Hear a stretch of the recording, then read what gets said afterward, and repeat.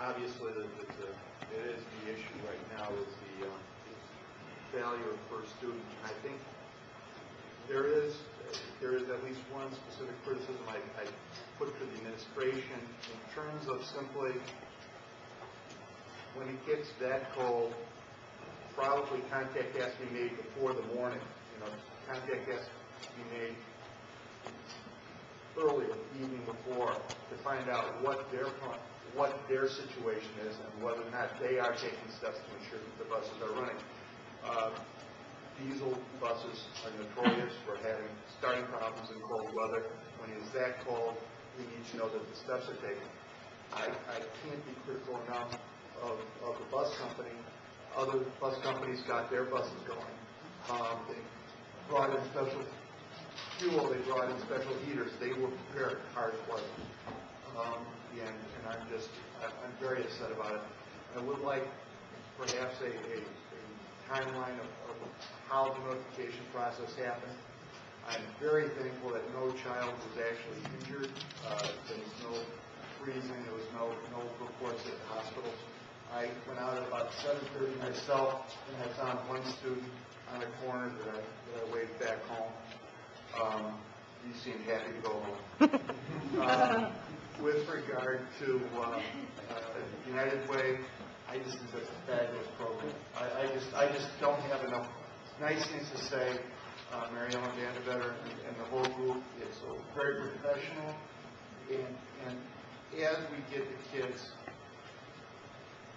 ready for kindergarten, I think we're going to see even more scores go up. One of the things that disturbed me today was we had some game things that were related to some expulsions. And we're very, very young. I'm starting to think, Dr. Batista, that it might be time to have another sit-down with the city and have another summit and bring everybody together to a room, because these kids were young. And I've really not seen that kind of young kids. That worries me a lot. Lastly, with regards to the rifle team, I think the ROTC department is being short-sighted in terms of what they want to fund and not fund. I think the ability to use small arms is something that certainly can be useful in the military. I think there are other sources of funding that might very well be out there, and I think we need to explore it. I think the NRA probably, much as that organization might cause controversy, would be thrilled to sponsor and fund something like this. That's it. Thank you. And the only comment I'm going to make is I feel very strongly that, and I can personally say I am not that happy with the service we receive from first student. I think that we really need to look at other options. I think that we need to look at other sources.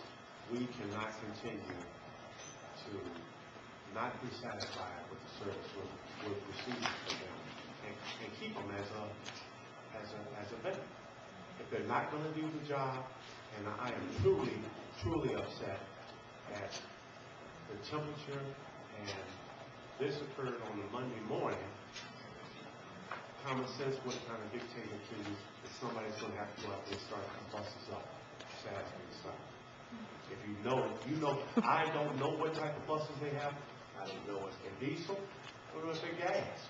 But common sense would tell you when it gets to be minus 31, somebody needs to go start them up and see if they're going to run. And if they're not going to do them, we need to look at some other options. And I would encourage the administration to look into that. See what other options we have. I think that a district our size cannot rely on one bus service. I just don't believe that. I don't believe we can rely on one bus service. Hopefully we'll look into that. That's about it. Do you have anything to say? No. The chair would entertain a motion to adjourn.